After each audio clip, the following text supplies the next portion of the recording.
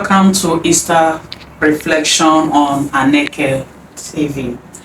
I am Chinwendu Ifeonwampo. Today we shall be examining the topic Reflections on the Way to the Cross. Of course, this week is a very significant period in the life of every Christian.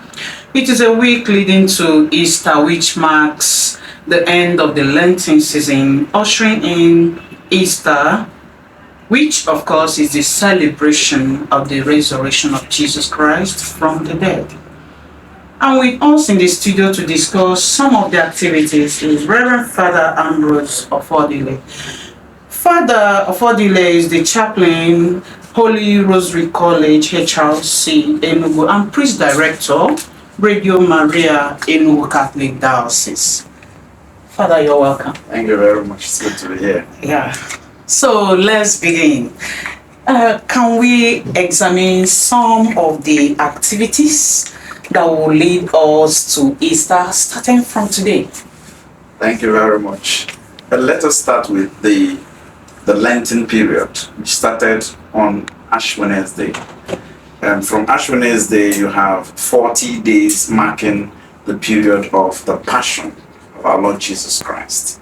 What we do in the Lenten period is to join Jesus in his suffering.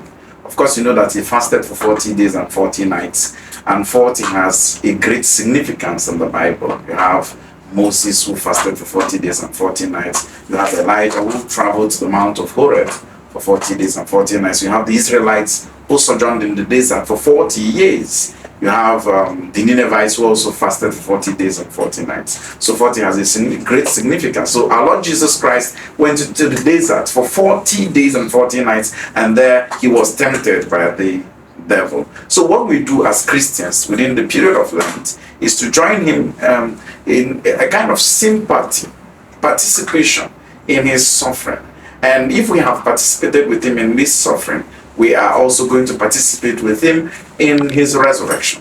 So we have just entered, yesterday we celebrated the Palm Sunday. And Palm Sunday becomes then a period where Jesus entered into Jerusalem, his triumphant entry into Jerusalem. The evangelist described, especially the evangelist Luke, described this entry as a celebration, because it was within the context of the Passover feast that Jesus entered Jerusalem. And at that time there were so many people in Jerusalem, there were so many people welcoming Jesus. Of course, his disciples had to throw their palms, their clothes on the road for Jesus to pass, sitting on a donkey, and he entered Jerusalem. So the activities leading to this week, of course, yesterday Palm Sunday, today is the first day of the Holy Week.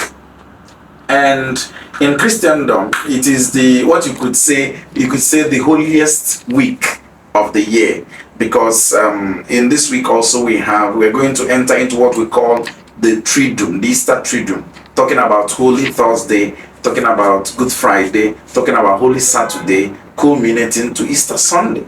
And so on Holy Thursday, we find that Jesus will have time to wash the feet of his disciples to teach them about humility, about simplicity. In giving out this mandate, what we call mandatum, he gave them a mandate to love one another and to wash each other's feet, which is also very significant and very needed in Nigeria today, where everyone wants to be at the top.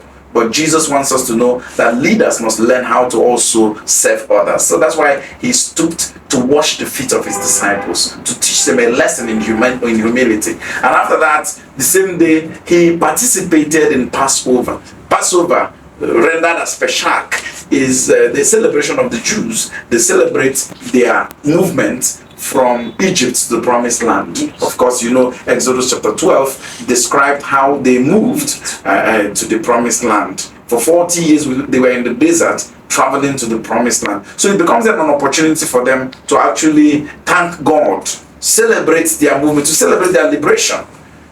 The exegetes will tell us that the Exodus story, the movement of the Israelites from Egypt to the Promised Land, was for them the high point of creation, what you could call the second creation, because there they recognized themselves, they realized their identity as the people of God. So on Holy Thursday, we have the institution of the Eucharist, such that the celebration of Passover for the Jews, Jesus changed the narrative. Instead of being the normal celebration of the Jews, where they celebrate their liberation from Egypt to the Promised Land, Jesus transformed that celebration to become a celebration of himself. In the Catholic theology, we talk about the institution of the Eucharist, because there Jesus gave himself as food. He said, this is my body, this is my blood. So within that context, you see Christians, understanding the institution of the Eucharist and the institution of the priesthood, because there also Jesus gave power to his apostles. And also from there we get to the Good Friday, where you have Jesus died on Good Friday, a commemoration of his suffering and his death. The Holy Saturday we have that he is in the tomb, and then on Easter Sunday we celebrate his resurrection. The point is that if you participated with Jesus in his passion, you are also to participate with him in his resurrection. Wow. Thank you very much. Okay, from what you have said now, are there expectations from Christians following the laid down, let's say, principles that Jesus has taught for us? Yeah, Jesus accepted to die. Jesus suffered because he wanted the good of humanity. You compare John chapter 3 verse 16, that God sent his son into the world to save the world. Jesus accepted to save humanity. So what it will teach us is for Christians to accept that this period becomes a period that we must learn self-sacrifice. St. Paul in Philippians chapter 2 from verse 6 to 10 talked about what we call self-emptying, self-sacrifice, self-abnegation. That even though he was in the form of God, he took the nature of man in all things except in sin. So Christians should learn humility. That Jesus took flesh in his incarnation. God became man. You can understand this level of condescension that is not a humiliation. It's a condescension that is a glorification, because he came down to become man in order to teach man the way to God. So Christians should learn humility. Christians should learn sacrifice. Christians should learn also how to, of course, you know the three pillars of Lent. You have almsgiving, you have fasting, and you have prayers. So these are the three pillars of Lent that is expected of Christians. We look at Jesus who suffered. What are we going to learn from him? Perseverance. He accepted, despite his position as God, he accepted to suffer, to die for humanity. Love also is at the background of everything that Jesus did, because without love, he would not have died for humanity. So he loved humanity. That's why he died for humanity. And Christians should also learn how to love one another, to die for each other. You may not kill yourself, it will become suicide, but you love one another. You die for each other. When you tolerate each other, when you accept each other, despite our religious inclinations, despite what we believe in, you accept the other person and learn from Jesus how to become good Christians and how to sacrifice and how to be humble. Are there activities or food adherence that are expected to be avoided in the course of this Holy Week? Of course, you know that Ash Wednesday and Good Friday, we do penance, and we also abstain from eating meat for Catholics, and then for Christians at large. At this period, of course, you remember the three pillars of Lent. You talk about almsgiving. It's expected that a Christian should also learn how to do almsgiving. A Christian should also learn how to fast and to pray. So a Christian is expected within this period to also align with Jesus. Your lifestyle should also become that of Jesus, the lifestyle of love. So the expectation at this period, of course, on Good Friday, you are supposed to fast for those who are at the age of fasting, or those who are not under medication. You cannot tell somebody who is in the hospital to fast. Okay, so you also but aside all these things, I tell people where I pastor as a chaplain, I tell them that the greatest fasting you can ever do is to fast from bad behaviors. Because in Nigeria today, we find it difficult to eat 3 times a day. So it is even better for you to fast from evil habits than to fast from food. You can only fast when you have an abundance of food. But when you don't have an abundance of food, you talk about fasting from evil behaviors, fasting from bad attitudes and bad behaviors. I think that's the one that God will, accept more. So as Christians within this period, we're supposed to prepare ourselves to accept, to welcome Jesus, who is going to die for us and who is also going to rise on the third day. Okay, we call for a short break, and when we come back, we'll wrap it up on this show. 042. This is a new dawn in town. Aneke TV. Welcome back. Thank you. Okay.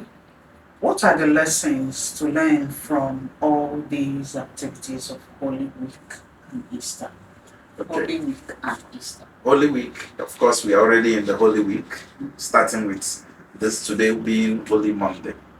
I want to make an allusion to Chinua Achebe's Things Fall Apart, talking about what they describe, what Achebe described as the week of peace. And in that week of peace, men and people are not expected to say harsh words to one another.